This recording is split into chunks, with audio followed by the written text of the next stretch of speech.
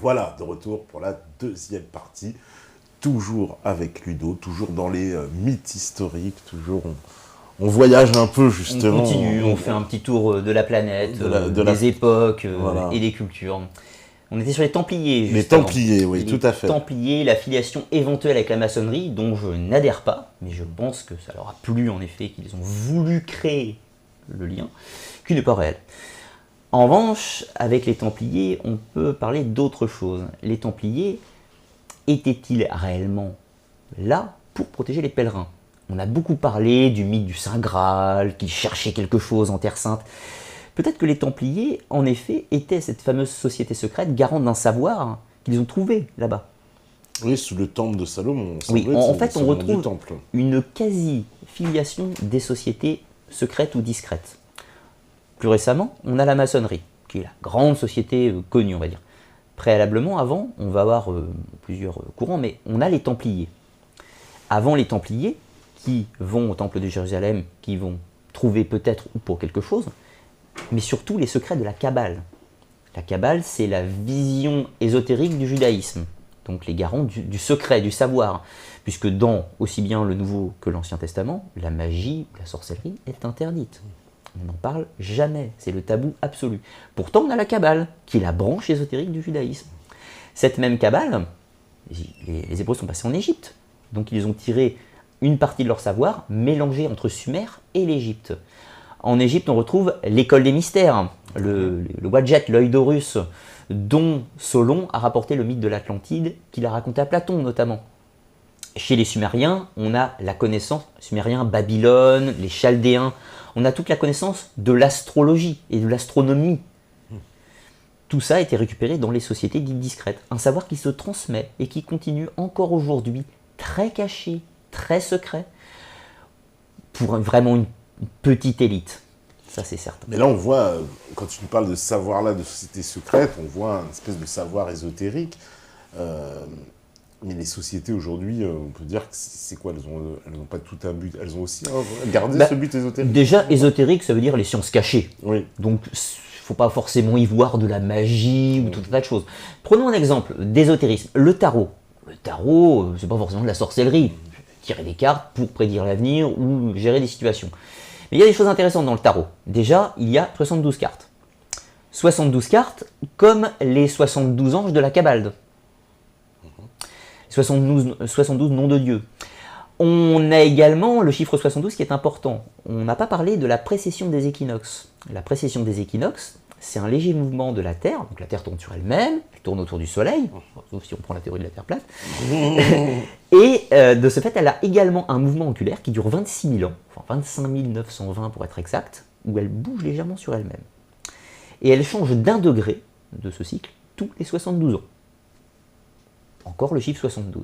Dans le tarot, on a également 22 arcanes majeures. 22 arcanes majeures, c'est le nombre de liens, de ponts, entre les différentes sphères de l'arbre de Séphiroth. Je ne sais pas si tu connais. L'arbre de Séphiroth, c'est l'arbre kabbalistique, l'arbre de vie chez les Hébreux. On peut rapprocher de l'Yggdrasil, l'arbre chez les Nordiques. D'ailleurs, on a toujours un arbre de vie, quels que soient les pays.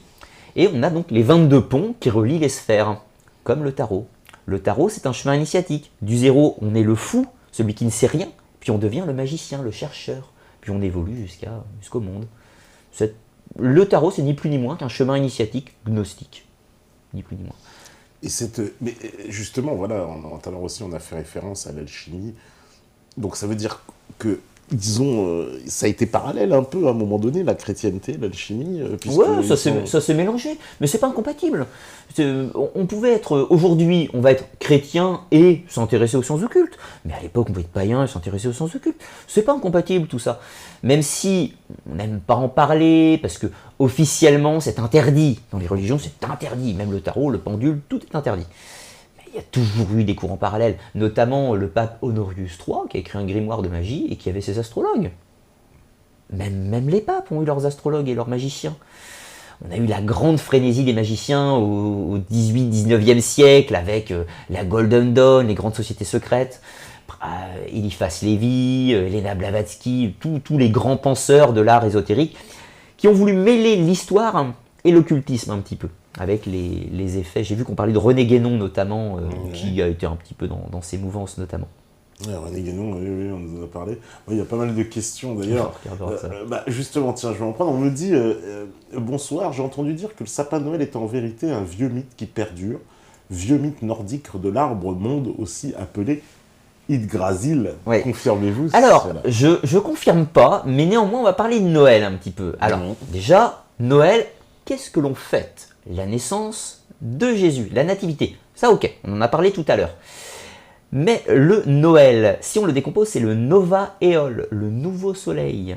Le mythe de Noël, le mot Noël, est bien plus ancien. Le nouveau soleil, on l'a toujours fêté. Noël, c'est le nouveau soleil. D'accord. Parce que j'ai entendu aussi, alors l'autre théorie, il disait Noël, pas de Dieu. Noël, pas de Dieu. Ouais, pourquoi le jour sans Dieu. Faudrait chercher, je pense pas. Pour le sapin et l'arbre monde, possible, puisque l'arbre, c'est la création, c'est le renouveau, c'est la vie. L'arbre de vie. Pourquoi pas matérialisé par un arbre? C'est intéressant en tout cas. Tout comme dans la religion catholique, à un moment donné, il y a le fameux rite, on sait, le pain, le vin, on boit le sang. Alors, une fois j'avais sorti ça à un catholique, il m'a dit, mais pas du tout, alors, machin. On va retourner faire un petit parallèle sur l'astronomie encore. Donc, nos 3 étoiles Sirius, 3 étoiles d'Orion, les 3 mages qui suivent l'étoile Sirius. Mais une chose importante, la Vierge Marie, celle qui enfante le Christ. On va parler de la constellation de la Vierge. Constellation de la Vierge, Bethléem, la ville, ça peut se traduire par maison de pain. La maison de pain, l'hostie, le pain que l'on mange, le corps du Christ, né de la Vierge. D'accord. Voilà, la Vierge s'appelait aussi la maison de pain en constellation. Ouais, on retrouve que des symboles astronomiques. Pas astrologiques, astronomiques. C'est important de voir la différence. C'est étonnant quand même que les hommes de cette époque-là, ils aient eu autant de connaissances astronomiques. Mais on en revient sur ce qu'on disait tout à l'heure, par une civilisation mère peut-être préalablement, qui avait toutes ces connaissances d'une façon totalement naturelle, comme nous aujourd'hui, mathématiques ou autres, et que ça s'est perdu, mais il en est resté des traces. Ces traces, incomprises par les gens, ont été déformées, c'est devenu des mythes, ni plus ni moins. Peut-être par contre qu'une société ou des sociétés ont gardé ce savoir et l'ont transmis au fur et à mesure du temps, le préservant. Jusqu'à donc les religions qui, elles, sont un peu le condensé, la synthèse. Déjà, une religion. Religion, ça veut dire relier les gens. Relier les gens. Donc une religion, ça a ce but-là, relier les gens dans une idéologie commune. Mais en soi, il existe une religion pour chaque individu. Mais tous les chrétiens, tous les musulmans, tous les juifs, tous les bouddhistes ont tous une religion uniquement personnelle, enfin une croyance personnelle. Et ils adhèrent à un dogme religieux. Mais il peut y avoir des variantes. Moi, je suis contre le dogme, au sens global. Donc, voilà. Et puis, c'est très pratique aussi pour imposer son dogme et empêcher politique. les autres. C'est politique. C'est politique, voilà, complètement. Ouais. Revenons sur les fêtes païennes. On a parlé de Noël, clairement une inspiration celtique. Mais il y en a une autre qui est intéressante, c'est la Saint-Valentin, la fête des amoureux. Donc, je ne sais pas s'il y a des demoiselles qui regardent. Il y en a. Rappelez-vous toujours la prochaine Saint-Valentin, que dans la Rome antique, on fêtait les Lupercales. Les Lupercales, c'était des fêtes où les prêtres s'habillaient en peau de bouc, prenaient également des peaux de bouc pour fouetter les femmes qui couraient nues dans les rues de Rome, et ainsi que les bâtiments pour les purifier. Voilà. C'était ça la Saint-Valentin? C'est ça. On apprend des choses, la prochaine fois on s'en souviendra, mais le 14 février. Belle excuse pour des orgies. D'accord. On a aussi les feux de la Saint-Jean. Les feux de la Saint-Jean aujourd'hui, c'était la fête de l'Ita, le solstice d'été chez les Celtes. Oui, voilà, donc on allume les feux, on fête le solstice. La Samin, le 31 octobre, qui est devenu Halloween, la fête du contact entre les deux mondes. On a la Chandeleur, qui est devenue Imbolc, le 2 févriir. On fête la Renaissance. Toutes les fêtes chrétiennes. L'épiphanie, c'est ça aussi? Alors l'épiphanie, non, je ne connais pas, mais toujours un symbole, je ne connais pas tous, très loin de là. Pâques aussi. Alors Pâques, ça va être l'équinoxe de printemps, c'est la Renaissance, c'est le début de la floraison, c'est la résurrection du Christ. Voilà, les 40 jours, etc. 40 jours qui sont intéressants, qu'on retrouve aussi, le Christ va, alors que je ne dis pas de bêtises, il va errer dans le désert pendant 40 jours. Oui, 40 jours. Voilà. Mais on a Horus également, qui quand il combat Seth, il va mourir, gagner, perdre, etc. plusieurs fois, il passe 40 jours dans le monde des morts. On a toujours ce symbole, 40 jours. On a repris ça.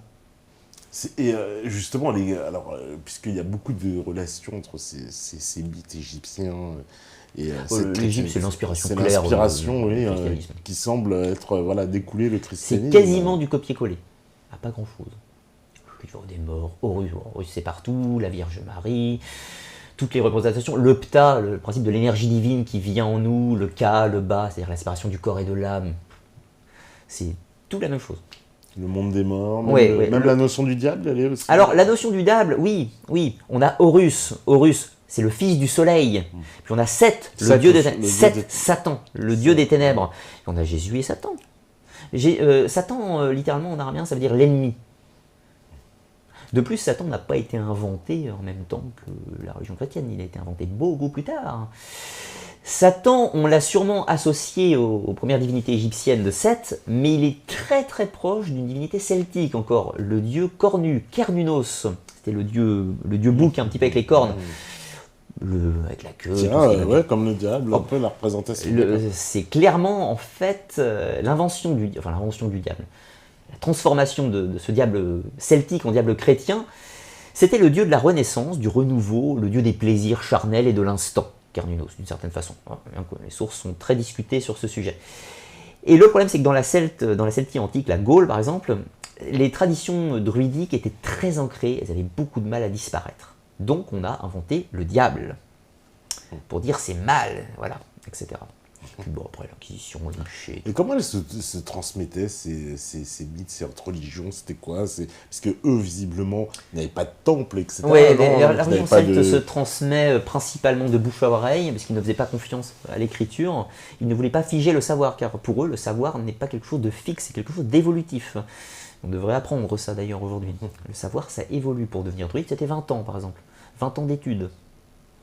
Donc c'était un petit moment quand même, c'était une conviction de... Donc c'était quoi, des espèces de prêtres Alors le druide n'est pas un prêtre, enfin c'est notamment un prêtre, mais c'est aussi un médecin, un astrologue, c'est un devin, c'est un physicien, c'est un mathématicien, c'est un enseignant. Il représente quasiment toutes les fonctions du savoir. C'est très grec ça. Les écoles pythagoriciennes où on apprenait les 7 arts, mais le druide c'est la même chose, il était doué ou enseignant dans tous ces arts. Après, on a deux autres courants qui sont le Vat ou l'Ovat et le barde. Le barde, c'est le conteur, c'est le ménestrel, c'est celui qui voyage, qui transmet les contes, qui parle. Et puis l'Ovat, c'était plus le devin ou le médecin. Le druide, c'est la finalité, celui qui englobe tous les arts, d'une certaine façon. Le prêtre a remplacé le druide, on va dire, c'est ça? Ouais, d'une certaine façon, le prêtre n'est pas incompatible avec le druide. On pourrait même dire qu'un druide aurait pu devenir prêtre, dans l'absolu. Sauf qu'il est trop limité aujourd'hui. Il est trop figé, il n'est pas assez ouvert d'esprit. Enfin, ça dépend. Aujourd'hui, il y a des prêtres qui sont tout à fait ouverts d'esprit sur les sciences et tout un tas de sujets. Mais un prêtre moins limité pourrait être un druide, oui. Ne pas confondre non plus le druide avec le chaman, bien que souvent on fasse la comparaison. Oui. C'est quoi la différence? Alors, la différence, c'est que le chaman se concentre beaucoup plus sur cet aspect spirituel en oubliant le côté matériel, alors que le druide ne l'oublie pas. Le druide est un conseiller du roi. Dans la civilisation celtique, c'est un duo. Le roi terrestre et le druide, le roi, si on peut dire, intemporel d'une certaine façon. C'est l'union des deux qui forme la civilisation celtique. Il n'y a pas de supériorité. Et est-il vrai que les Romains vont chasser les druides, justement? Ils vont vouloir s'en débarrasser. Alors au début, non. Au début, il y avait une tolérance. Puis au fur et à mesure, ils se sont rendus compte que le druidisme était quasiment la méthode pour transmettre le savoir et pour faire passer les informations. Ils se réunissaient en forêt, forcément ils étaient contre l'envahisseur pour la plupart. Donc à un moment donné, ils se sont bien rendus compte qu'il faudrait s'occuper de ça. Donc ils les ont tués pour la plupart. Mais c'est souvent le cas, hein, on tue ceux qui nous embêtent. Donc ils ont pourchassé quand même un peu. Oui, principalement en Gaule, notamment. C'est pour ça qu'on a beaucoup plus de traces de la culture celtique par l'Irlande ou l'Écosse, par exemple, notamment. Quasiment plus rien, la Gaule, il ne reste rien. Ils sont tout effacés. D'accord, il y a la religion par derrière aussi, la chrétienté. Oui, alors la chrétienté a toujours mal vécu la concurrence, si on veut dire. La chrétienté, alors ça part d'une bonne optique à la base, c'est que pour avoir le salut, il faut convertir. Donc du coup, s'ils veulent pas, on va les convertir quand même, parce que il faut, c'est pour eux, en fait, c'est pour leur rendre service. Sauf que malheureusement, ça a créé quelques dérives. Il n'y a pas une seule religion parfaite ou mauvaise. C'est facile de critiquer. On n'y était pas, on ne sait pas comment ça s'est passé, on ne sait pas pourquoi exactement ça s'est passé. Les musulmans l'ont fait aussi, les juifs l'ont fait aussi, les chrétiens l'ont fait aussi. À ma connaissance, les bouddhistes l'ont pas fait. Bon. Mais est-ce une religion? C'est toujours le même problème. On a toujours tendance à vouloir imposer sa doctrine aux autres. Et ça, c'est dommage. Le partage et l'échange, c'est la meilleure chose qui soit. Donc le christianisme a fait tout ce qu'il a pu pour détruire les anciens mythes païens. Mais pour leur bien. D'accord. Mais j'ai le sentiment que, aussi, à l'époque, avant, justement, on va dire, dans cette période antéchristianique, il n'y avait pas tellement de prosélytisme aussi, ou est-ce qu'on peut l'identifier clairement? Si, il y en avait. Mais pas sous les mêmes formes. Ça a évolué, tout ça. Ça a évolué au cours du temps. La chrétienté n'a jamais eu trop de tolérance. Déjà. Elle n'a jamais supporté qu'on la contredise. Et elle a cherché à s'imposer d'une certaine façon, quitte à déclencher des guerres, des émeutes et tout un tas de choses. La pensée qui n'allait pas dans son sens a toujours été un problème. Elle n'a pas... aujourd'hui, oui, mais à l'époque, non, clairement, non. On n'acceptait pas... Pas de... Oui, il y avait non. Zéro tolérance vis-à-vis des autres. Pour moi, encore une fois, mais ça se discute. Hein, certains diront que si, dans certains cas, pas dans d'autres. Pour moi, non. Pour moi, quand ils ont gagné la guerre contre les mitraillistes, ils les ont tous éradiqués. Et pour ce qui est justement en plus des mythes sud-américains, parce que ce qu'on en sait aujourd'hui, on sait que les conquistadors ont détruit beaucoup de choses. Bah, toujours pareil. Dans le même esprit de chrétienté aussi, déjà, d'éradiquer ils ont eu une chance, les conquistadors, parce qu'on imagine les conquistadors comme quelque chose de simple. Et c'est vrai, ça s'est bien passé. Enfin, bien passé pour les Espagnols et les Portugais. Mais ça s'est pas bien passé pour les autres. Mais ça a été facile. Pourquoi? Ils sont arrivés à 100. Ils arrivent dans une ville gigantesque, des milliers de personnes, et ils ont arrivé à conquérir l'endroit. Bon, alors, ok, ils avaient des armures et 2-3 armes à feu, mais ça explique pas tout. C'est surtout qu'ils étaient blancs. Et dans les mythes premiers des Amérindiens, on parle de ce dieu Kukulkan. Voilà, ils les ont pris pour des dieux. Ils ont pris pour des dieux blancs, parce qu'ils étaient barbus, peau blanche, yeux bleus, etc. Donc on leur a ouvert leurs portes. Après, les Occidentaux étaient malins. Ils ont profité de cette position avantageuse pour s'immiscer, voir comment ça fonctionnait, déstabiliser la royauté. Et puis bon, c'est des empires qui allaient mal déjà aussi. L'empire aztèque était quasiment au bord de sa fin avant que les conquistadors arrivent. Semble-t-il aussi, ils ont obtenu l'aide de beaucoup de tribus sur place qui étaient opposées, parce qu'il y avait pas mal de concurrence entre... Je vais parler des Incas, notamment quand les conquistadors arrivent. Il y a une guerre civile. Il y a 2 rois, donc Atahualpa et Huáscar. Donc le Pachacahuac, le père, je n'ai plus le nom, est mort et il a laissé donc son trône à Huáscar, qui est le fils aîné. Mais Atahualpa n'était pas d'accord. Du coup, une guerre civile s'est déclenchée entre les deux. Et quand les conquistadors arrivent, ils arrivent dans ce terreau-là. Atahualpa est à cette époque perdant et il dit « Ah tiens, de l'aide, tiens, on va peut-être pouvoir s'arranger. » Donc du coup, on va renverser Huáscar. Puis après, Huáscar va tenter de tracter avec eux, puis etc. Ils sont toujours mis au milieu des deux, ils ont aidé ou pas, et le résultat des courses, ils se sont détruits eux-mêmes. Pas oublier non plus que les Incas, c'est un empire, ce n'est pas une monarchie. De ce fait, c'est plusieurs royaumes et plusieurs tribus sous la houlette d'un empereur. Beaucoup de peuples soumis n'étaient pas d'accord. Donc du coup, les conquistadors n'ont pas eu grand-chose à faire pour réunir les troupes, on va dire. Parce qu'eux aussi, puisqu'on est dans les mythes, ils ont un peu mythifié quand même la conquête de l'Amérique du Sud en disant on est en gros, il y a 6000 mecs qui arrivent, ils mettent à genoux 80 millions, que ça c'est un peu le mythe. Oui, alors il y a une part de vrai, parce qu'ils étaient peu et ils ont vraiment...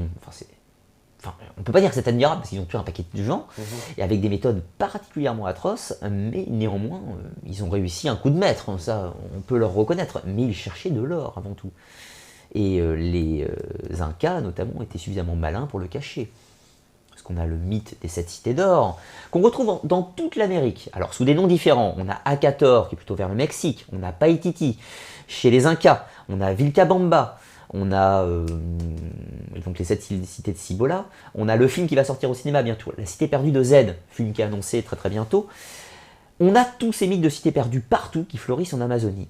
Ce qui est rigolo, parce qu'on vient d'en trouver une, soi-disant, un jeune homme d'une quinzaine d'années aurait soi-disant trouvé une cité, une cité antique au Mexique. À voir, à vérifier. Pyramides, pourquoi pas. Alors oui, mais il y a pas mal de polémiques sur ça. Oui, ça discute. Moi, j'ai pas travaillé dessus, donc je m'abstiendrai. Pourquoi pas. Mais en tout cas, il y a énormément de mythes de cités perdues, et soi-disant les cités d'or. Ça, c'est une allégorie. Ce n'est pas des cités en or. C'est des cités d'or au sens d'un savoir ancien. Des cités cachées, une sorte de paradis perdu. C'est ça la cité d'or. Mais en tout cas, on ne les a pas trouvés. Bah, aujourd'hui, avec les satellites, on serait censé les avoir vus. Ah oui, mais il faudrait renvoyer sur les théories de Rock Soccer qui dit qu'on il n'y a pas de satellite. Alors oui, alors là, c'est compliqué. Alors, il n'y a plus de satellite. Comment ils n'ont pas existé. Une petite confidence. Moi, j'ai regardé attentivement une dernière vidéo qu'il a fait et j'étais très intéressé. Je ne suis pas du tout d'accord, mais ça m'intrigue à me poser des questions. J'ai envie de chercher. Mais je ne suis pas convaincu. Terre plate, je n'adhère pas trop. Mais il m'a captivé, en tout cas. Chez nous, ça discute beaucoup sur ce sujet. Il m'a captivé. Justement, non, parce que là voilà, c'est un sujet, comment dire, aussi, voilà, qui s'inscrit dans le mythe, quoi, aussi. Oui, alors bon, c'est vrai que déjà l'Amazonie, il faut imaginer, hein, pour trouver des choses, c'est très complexe. C'est l'enfer vert, hein, comme on l'appelle. Donc même avec un satellite, à moins d'avoir un truc immense qui dépasse, c'est pas évident. La cité de Palenque, quand elle a été découverte, 3 mois plus tard, si on l'avait laissée en état, elle était recouverte. Hein. C'est comme ça en Amérique du Sud. Donc c'est pour ça que c'est un des rares terreaux où on peut encore trouver des choses. Il ne faut pas oublier non plus que sur les traces des monuments de l'Antiquité, il n'en reste même pas 5%. C'est pour ça qu'on trouve peu de choses d'une certaine façon. Donc le Colisée, c'est facile, il est au milieu de Rome. Mais dès que c'est un petit peu caché, Angkor n'a été découvert qu'au 19e siècle. Angkor Wat, c'est immense pourtant. C'est immense. Ça a été perdu pendant 400 ans. C'est immense, ça fait des kilomètres et des kilomètres. Il y a des temples partout. Et ils les avaient perdus. Ce qui ne veut pas dire que les tribus locales... Il y a une légende aussi de géants liée à Angkor. Oui, alors, la légende de géants, on la trouve partout. Hein. La guerre contre les géants, surtout, qu'on retrouve. La gigantomachie chez les Grecs. Qu'on retrouve aussi dans le Mahabharata des Indiens, avec la guerre. Ouais, alors je ne connais pas, mais... Il y a un épisode partout. comme ça aussi. Ce qui est fascinant avec les mythologies, c'est quand on étudie une nouvelle mythologie, on peut s'appuyer sur les autres en disant, alors, où est le déluge? On va chercher, alors, ah voilà, j'ai trouvé le déluge dans cette mythologie. Où est le mythe des géants? Et on va chercher. Où est le mythe du dieu soleil, etc. Et on peut quasiment arriver à froid dans une religion, et en cherchant des mythes, on va les trouver. Des équivalences entre les dieux, partout, toujours. On trouve toujours les mêmes représentations. Hein. Bon, le dieu soleil, bien évidemment, le dieu érudit, le dieu du savoir. On peut retrouver dans tous les mythes, pareil. Et si justement il n'y avait pas de temple, mais justement des représentations, il y a eu des peintures, des symboles. Chez les Amérindiens? Amérindiens, oui, par exemple. Amérindiens, alors du nord, on a quelques sites étranges comme les Anasasis. Ah oui, les Anasasis. Notamment dans le canyon de Shelly, donc frontière mexicaine, Texas, un petit peu. Alors ça, c'est une énigme non plus, parce que ce peuple, donc apparemment relativement avancé, il apparaît comme ça dans l'histoire. Il apparaît dans l'histoire, on ne sait pas d'où, on ne sait pas comment, mais il n'y a pas de trace écrite. Et il disparaît aussi vite, du jour au lendemain. Alors, en plus, c'est fascinant, les Anasasis, parce que c'est eux qui ont servi pour, dans la mythologie de la série télé X-Files.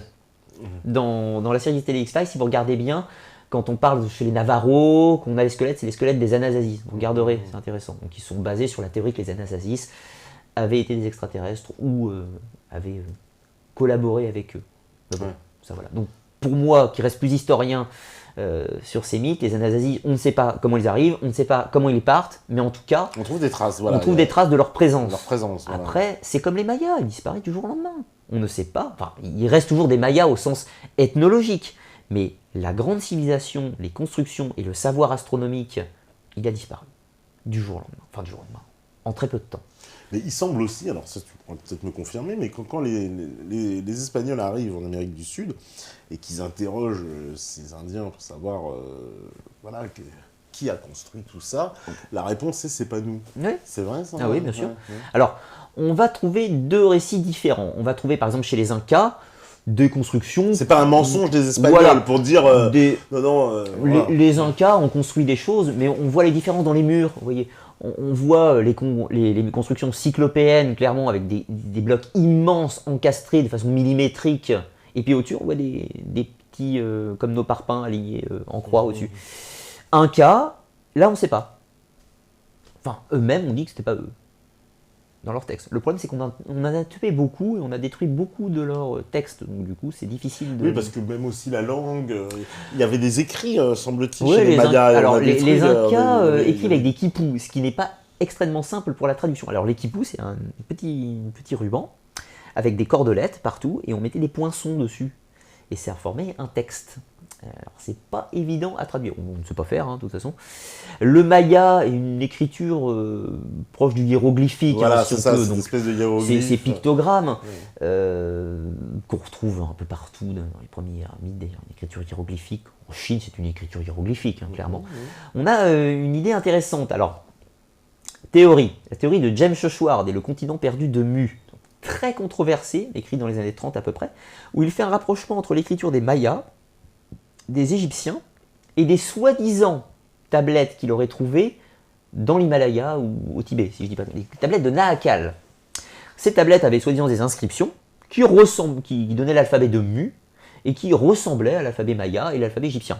Mais le problème, c'est que les tablettes, personne ne les a vues à part lui. Bon, à mettre dans une petite boîte, à suivre, mais pas plus. Actuellement. Parce que si personne n'a vu, à un moment donné... Continent de Mu, pour savoir un peu... Alors le continent de Mu, c'est un parallèle avec le mythe de l'Atlantide. Alors, moi, je ne les sépare pas. Moi, je parle de la civilisation antédiluvienne. L'Atlantide, c'est la vision grecque.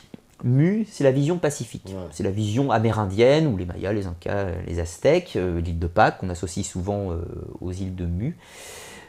Notamment, on retrouve ces légendes dans l'île de Pâques. Quand le légendaire Otomatua, le premier roi qui va accoster à l'île de Pâques, il part de ses îles natales, le continent d'Iva. Iva, c'est une île, on ne sait pas trop laquelle c'est, alors on a dit c'était celle-là, mais on ne sait pas, on n'a aucune certitude. Il arrive de son île, cherchant une nouvelle terre. Et il dit lui-même qu'il vient d'une antique civilisation immense, qui a péri. Et il parle de l'Antarctique.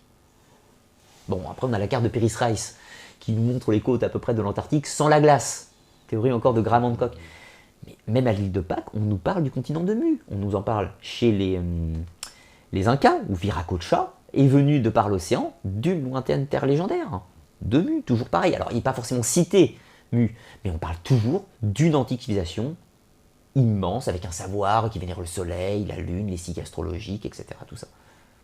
Toujours. Et ça, donc ça pourrait être quoi, deux civilisations, ou c'est l'Atlantide, mais oui, alors en fait, on va faire un parallèle avec notre époque. Nous, aujourd'hui, on a des pays divers et variés, des cultures différentes, mais en réalité pas si éloignées. On a tous des voitures, on voyage tous en avion, on a tous des bateaux, on a tous Internet. Donc en fait, on a beaucoup de points communs. On n'a pas les mêmes histoires de rois, et peut-être pas les mêmes religions, etc. Mais on est très proches. Je pense que c'était pareil. À une époque, une sorte de nouvel ordre mondial version antique en fait. Tous les pays étaient peut-être différents, peut-être des langues différentes, peut-être des versions de culture même légèrement différentes, mais avec des savoirs communs. Donc c'est pour ça qu'on a d'ailleurs des variantes après avec les Mayas et les Égyptiens. Est-ce que tu as un peu étudié Zecharia Sitchin Oui, alors en diagonale, la théorie des Anunnaki et du peuple civilisateur.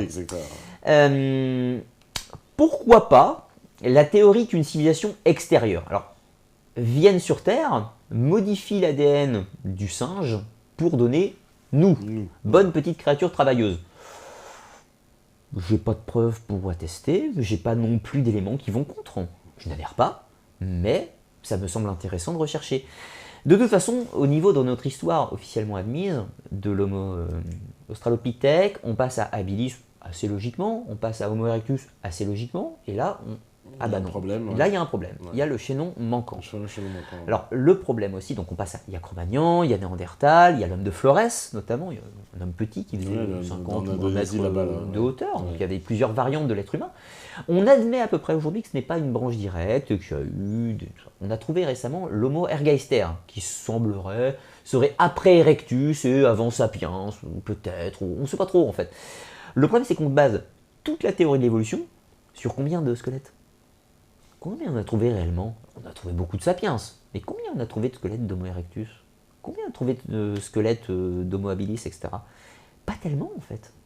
Et puis des fois c'est remis en cause. Alors là, je sais bien, tout est remis en cause, mais les squelettes, pareil, je lis certains paléontologues qui disent que ce qu'on a retrouvé en Éthiopie, machin, on nous a montré des singes, et que c'était pas des vrais humains. Oui, c'est possible. Il y a la théorie des pygmées qui a eu lieu au fin 19e, début 20e, où on pensait que les pygmées étaient entre le singe et l'homme. Donc les pygmées, hommes de petite taille qui vivent en forêt. Le film Man to Man. Voilà, exactement. Et voilà, donc la science, c'est une perpétuelle remise en question. La première chose à accepter, c'est ce qu'on sait aujourd'hui ne sera pas forcément la vérité de demain. L'histoire l'a montré. Galilée, on a voulu le brûler parce qu'il a dit que la Terre était ronde. Bon, apparemment, elle l'est, pour contredire certaines personnes. Mais voilà, il faut accepter que ce qu'on sait aujourd'hui, peut-être, changera. C'est pas grave. Et les crânes allongés qu'on a retrouvés. Ouais, alors les crânes allongés, bon, alors, théorie extraterrestre, bien sûr, mais c'était apparemment leur croyance de s'enrouler la tête avec des bandes pour l'allonger. Mais pourquoi on enroule sa tête? Pourquoi on veut allonger? Ce qui est bizarre, c'est qu'on retrouve ça en Égypte aussi, dans des représentations. On en a retrouvé chez Akhenaton. Chez Akhenaton, voilà. Akhenaton, premier monothéisme quasiment reconnu de l'histoire. Le culte d'Aton, on peut faire un parallèle d'ailleurs, encore une fois, avec toute la notion christique, le disque solaire qui se lève, etc. Akhenaton, c'est vraiment un problème dans son époque. Akhenaton serait né 1000 ans plus tard, ça aurait passé très très bien. Il est né un petit peu trop tôt. Oui, on a ce crâne allongé et cet androgynisme même chez Akhenaton qu'on retrouve. La question c'est pourquoi? Pourquoi on se mettrait des bandes autour du crâne pour l'allonger? Est-ce que c'est parce que c'est joli, la mode? Est-ce que c'est pour ressembler à quelque chose?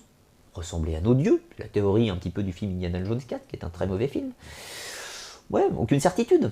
Mais il faudrait chercher, on ne cherche pas. On a dit, c'est beau, c'est pour la mode. Ok, donc parlez-en plus, ça n'intéresse personne. Bon, bah, dommage. Surtout, voilà, on en retrouve pas mal de crânes, etc. On en retrouve même beaucoup. Après, la momification aussi, on retrouve la momification en Égypte, on retrouve la momification en Inde, on retrouve la momification chez les Incas. Voilà. Pareil, partout pareil. Une technique qui est apparemment la même en plus. Technique qui est proche, on n'a pas besoin des mêmes conditions, parce que déjà il ne fait pas le même climat. Donc imaginez dans la plaine de la Nazca chez les Incas, avec la chaleur, tout ça, ça sèche vite, quoi. Donc ça conserve mieux, du coup. Et les fameuses lignes de Nazca, alors les lignes de Nazca, c'est pareil, ça fait partie des preuves évidentes. Alors, comment on les a construits, enfin, on les a modelés, si on peut dire, c'est pas très compliqué. En soi, ça on peut le prouver, bon, le sol étant, il n'y a pas de vent qui balaye la zone, en écartant les premières pierres, on fait apparaître un sol plutôt blanchi en dessous, qui apparaît des lignes. Bon, pourquoi pas? Je n'ai pas dit que c'était ça, mais ça me convient, disons, comme explication. La question c'est pourquoi on les a fait, pour qui, et surtout comment. Enfin, pas comment au niveau de la méthode, mais au niveau du tracé. Parce qu'à moins de se mettre en hauteur sur un avion, moi je n'aurais pas été capable de dessiner ces dessins sur le sol. Du moins, pas aussi bien. Voilà. Donc je pense qu'ils ont fait pour saluer ou le montrer à leurs dieux. Alors leurs dieux peuvent être des extraterrestres, ça peut être Dieu, réellement Dieu tel qu'on le conçoit, mais ça peut être aussi une civilisation plus ancienne qui avait une technologie avancée. C'est possible. J'ai pas dit que c'était ça, c'est possible. Et puis certaines lignes, semble-t-il, on a érasé comme ça des collines entières. Oui. Ce qu'il faudrait surtout faire, c'est accepter de mettre toutes les anomalies ensemble. Tous les sites ensemble et voir s'il y a des corrélations. Est-ce que le site de Yonaguni a des points communs avec certaines constructions de Bimini dans les Caraïbes? Est-ce que Chichén Itzá a des relations avec la pyramide chinoise ou pas, etc. Et mettre tout en commun. Se dire, est-ce qu'il y a des logiques ou pas? Les pyramides chinoises, d'ailleurs, c'est pas très accessible comme oui, mais alors, moi, j'ai une discussion il y a quelques semaines de cela avec quelqu'un sur les pyramides chinoises qui m'a dit, tu te rends compte, on peut pas y accéder, il cache un grand secret. Ah ouais, mais en même temps, c'est la Chine, il cache tout. Il n'y a pas que les pyramides. Il n'y a pas que les pyramides. Si vous voulez aller faire n'importe quoi en Chine, c'est pas spécifique aux pyramides, c'est tout. Faut pas non plus... les Chinois, je pense qu'ils n'ont rien à faire.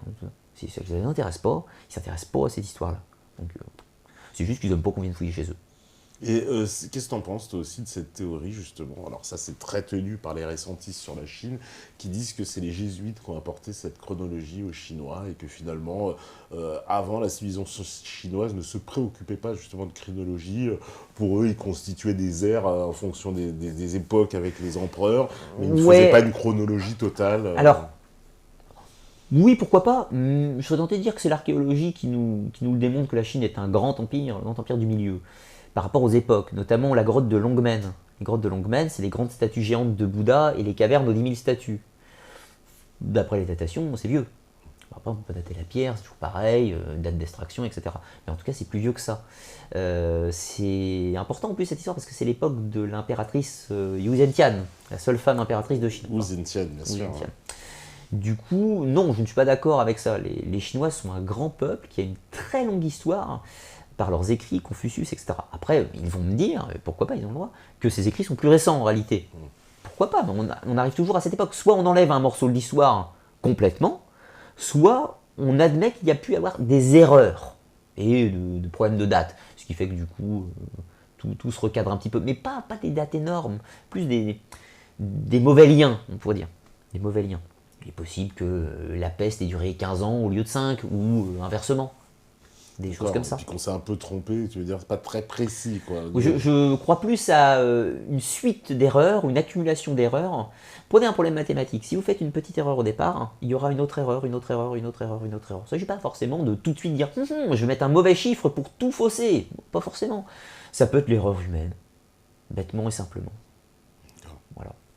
En tout cas, l'histoire des jésuites, ça peut paraître crédible quand même. Oui, c'est intéressant. Encore une fois, il faut débattre. Il faut débattre, tout simplement. Il n'y a pas d'interdit. Moi, je suis contre l'interdit. Quelqu'un a un avis. Surtout en matière d'histoire, il faudra avoir la démarche un peu révisionniste. L'histoire et le révisionnisme sont l'avenir de l'histoire. C'est obligatoire. On n'a pas le choix. Puis c'était comme ça avant, surtout. On l'a perdu, ce révisionnisme. La révision de l'histoire, ça veut dire remettre en cause. Rien n'est jamais acquis. Oui, c'est naturel, c'est humain. La science est révisionniste. L'histoire est révisionniste. Les enfants sont révisionnistes à l'école. Ils font une bêtise, ils recommencent pas pareil. Ils révisent ce qu'ils ont fait. C'est normal, c'est humain. Après, c'est des mots qui font peur à cause du négationnisme, qui n'est pas tout à fait la même chose. Mais c'est pas la même. Enfin, nier quelque chose n'est pas remettre en question quelque chose. Ce n'est pas la même chose. C'est bien de le préciser. Alors, on me dit, je vais prendre des questions parce qu'il y en a vraiment beaucoup, on me dit, pour expliquer la similarité entre les mythologies à travers le temps et l'espace, que pensez-vous de l'explication de l'inconscient collectif formulée par Carl Jung? Oui, c'est une idée intéressante, le principe du subconscient. Dans la gnose notamment, parce que Carl Jung était très axé sur la spiritualité, on a cette idée, alors les maçons l'appellent le grand architecte, mais on a cette sorte d'énergie globale qui nous connecte tous entre nous. Donc on serait tous en fait une particule du divin, un morceau. De ce fait, on est donc tous partie du même truc, donc on est connectés. C'est juste qu'on a perdu ce lien. Mais il est possible qu'intrinsèquement, dans le subconscient, de la connaissance nous vienne naturellement. C'est comme de l'inspiration d'ailleurs aussi. C'est une théorie intéressante. Moi, j'ai rien contre. Moi, je suis plutôt croyant qu'on a perdu ces liens entre les gens. Alors, on me dit, bonsoir, est-ce que vous connaissez les livres Zaccaria Sitchin en a parlé, mais David Icke, Anton Parks, et si oui, pouvez-vous nous dire ce que vous en pensez? Alors, Anton Parks, pour rappeler pour nos auditeurs, c'est quelqu'un qui... d'ailleurs, qu'on aimerait bien nous avoir ici, qui parle justement qu'il a eu des flashs, et qu'il a eu, qu'il a appris le sumérien en fait, et qu'on lui a expliqué l'histoire du monde autre version en tout cas de ce qu'on connaît. Et David Icke, bien sûr, ancien journaliste sportif, converti maintenant, qui vend des livres et fait des conférences en nous expliquant que la reine d'Angleterre, c'est un lézard. Bon, je caricature volontairement, mais ça... La théorie des reptiliens. Des reptiliens, voilà. Alors, bon, déjà, je ne suis pas un grand connaisseur, vous m'excuserez. Et en plus, j'ai découvert Anton Parks assez récemment, il y a 5-6 mois, pas plus. J'aime mieux que Zichtin, déjà. Zichtin, c'est un peu trop simpliste. La théorie reptilienne, alors j'y crois absolument pas. Ça veut dire quoi, en fait? Reptilien, ça veut dire, est-ce qu'on parle forcément d'un homme reptile ou d'une notion d'un être différent? Déjà, c'est pas la même chose. Le principe que des gros lézards seraient venus envahir notre monde et se cacheraient, s'ils sont tout puissants, pourquoi ils se cacheraient? Déjà devant, je vois pas pourquoi. Pour nous contrôler ou nous manger. S'ils sont tout puissants et qu'ils peuvent venir sur notre monde, ils peuvent le faire. Ils n'ont pas besoin de ils n'ont pas besoin de remettre l'histoire en cause, de créer tout un tas de choses.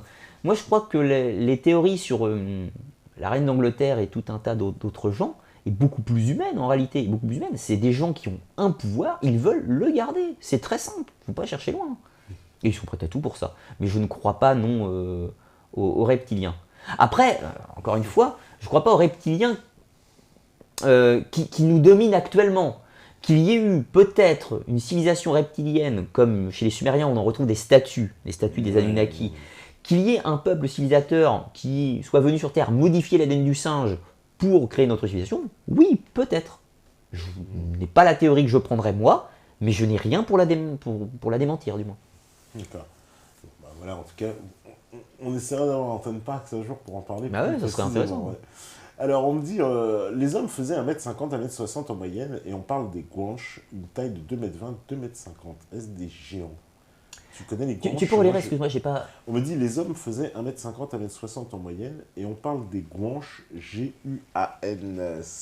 G-O-U-A-N-H-E-S, les gouanches, je sais pas comment ça se prononce, gouanches, d'une taille de 2,20 m à 2,50 m. Est-ce des géants? Tu connais les gouanches? Alors, j'ai lu le mot il n'y a pas très longtemps, je ne connais pas sous ce mot-là, les squelettes de géants, en gros, on parle. Alors, on a trouvé des squelettes de géants, ça c'est certain. Pas beaucoup. Confirmé, parce que ça aussi, c'est ça le problème des fakes. Beaucoup de fakes. On a montré des photos, machin. Après, en enquêtant un peu, vous voyez que toutes ces photos, elles sont photoshopées. Alors, en fait, moi, je plutôt pour le mythe des gens, il y a une chose qui est intéressante, en fait, c'est les tombes. Ouais. En fait, c'est-à-dire que suivant la taille de la tombe, on peut déduire à peu près que les personnes étaient dedans. Donc, les squelettes de géants, allez, on va aller loin, on va considérer que 9 sur 10 sont faux, de toute façon. Globalement, ça me paraît pas inconcevable. En revanche, parfois, on trouve des tombes très grandes. Et avec un squelette géant dedans, ça me semble plus crédible. Donc c'est celui sur 10 pour moi qui me semble le plus cohérent. Une race de géants sur Terre? Ouais, c'est tout à fait possible. Peut-être que la civilisation antédiluvienne était une race plus grande physiquement. Peut-être. Pour moi, ça n'a aucune importance en fait qu'ils aient été grands physiquement ou pas. C'est une civilisation avant la nôtre, très proche physiquement, génétiquement, on va dire. Voilà. Peut-être créée par les Anunnaki. Peut-être simplement une civilisation humaine qui a atteint un degré de transcendance plus élevé et qui était physiquement identique à nous. Peut-être des géants plus grands. Quelques squelettes le prouvent. Mais c'est peut-être eux-mêmes des anomalies. C'est-à-dire des gens très grands dans leur culture. On a des gens nous-mêmes de 2,50 m de temps en temps. C'est rare. C'est rare. Mais il y en a. On me dit comment expliquer Padre Pio et les autres stigmatisés si la passion du Christ n'est qu'un mythe. Alors, deux choses différentes. Ah, ça c'est attaque des catholiques. C'est normal. Encore une fois, je rediférencie la foi du mythe. Il y a une chose importante. Je pense que, alors, je vais mettre dans la peau du croyant un court instant, même si j'ai pas été touché par cette foi. Imaginons qu'on est réellement croyant, que ça nous parle et qu'on est touché par cette grâce. Des gens sont réellement sensibles à cette foi. Je trouve ça naturel que leur croyance se manifeste sur eux, et il se trouve que dans le dogme, on parle de stigmate. Pour moi, c'est pas incompatible. Pour moi, le Dieu des chrétiens peut exister et matérialiser son pouvoir, et il va se matérialiser comme on a dit qu'il allait le faire. Si on aurait expliqué que les stigmates étaient, je sais pas, là et là, eh ben ça serait là. Mais ça serait les mêmes. Enfin, je crois aux stigmates, mais je ne crois pas au mythe de la crucifixion. C'est d'autosuggestion. Oui, mais qui peut être inspiré par une notion divine, c'est possible. On me dit, avez-vous lu les œuvres de René Guénon? Alors non, pas entièrement, mais en l'occurrence j'ai plutôt lu ses critiques. Il a beaucoup critiqué Blavatsky notamment, et du coup je n'ai pas beaucoup étudié Guénon personnellement. Donc plus Blavatsky par contre, qui était détesté par René Guénon d'ailleurs. D'accord. Connaissez-vous John Lash et son rapprochement des mythes gnostiques et la théorie de Gaïa? Alors je ne connais pas John Lash, mais en gros la théorie Gaïa, oui. En l'occurrence, la théorie de la Terre-Mère, la Terre vivante. La Terre serait une sorte d'entité consciente et vivante qui évolue et qui, nous sommes donc tous ses enfants. On retrouve un petit peu toujours le mythe de la Terre nourricière. La théorie de Gaïa... Il y a un mythe qui se rapproche comme ça en Amérique du Nord aussi. C'est ça, les Indiens, ils pensent ça, la Terre vivante. Tous les mythes chamaniques ou animistes sont des équivalents de la théorie de Gaïa. Pas forcément sous les mêmes noms, mais c'est la Terre nourricière. Avant les polythéismes, on vénérait la naissance. Donc la Terre est notre maman. Et les arbres sont ses enfants, nous aussi, les lapins aussi. La théorie de Gaïa, c'est une Terre vivante et pensante, consciente du moins, dont nous dépendons. D'accord. Il me semble dans l'islam aussi, il y a un truc avec la terre vivante qui vient se venger à la fin. Tout le mal qu'on lui a fait. Donc, La théorie de Gaïa change de forme, c'est juste qu'aujourd'hui, on ne divinise plus la terre, on divinise éventuellement un dieu extérieur, créateur de la terre, qui en fait est proche. C'est l'évolution. On veut donner une forme à une religion, on veut lui donner une structure. Et par rapport aux époques, ça change. Ça évolue tout simplement. La théorie de Gaïa, c'est juste l'ancienne. Voilà. Alors, on me dit, que pensez-vous de Jacques Grimaud? Alors, Jacques Grimaud, j'en pense déjà du bien, parce que moi, je défends son combat. Je suis d'accord avec, 80% de ce qu'il dit. Et je suis curieux de connaître la suite. Je suis très curieux de voir les autres films. Le problème, c'est que je ne vais pas les attendre. Donc, je vais faire les recherches par moi-même. Je crois que c'est quelqu'un qui a des réelles convictions, qui a une réelle intelligence. Je pense que les médias lui font plus de mal qu'autre chose. C'est-à-dire qu'en fait, tout est tombé d'un coup pour lui. On arrive sur quelqu'un qui fait ses recherches tranquillement dans son coin, et tout d'un coup il se trouve propulsé sur la scène avec tout le monde qui agresse ses théories et sa personne surtout. Et je pense que ça l'a pas aidé à structurer son discours, on va dire. Donc voilà, je suis d'accord avec 80% et j'ai hâte de le rencontrer pour en discuter de vive voix. D'accord. Bon, bah nous aussi. Partie des prochains invités, j'espère. Et bon, on va faire la pause. La régie, elle est prête. Magnifique. On fait la pause. On revient juste après. À vous, la régie.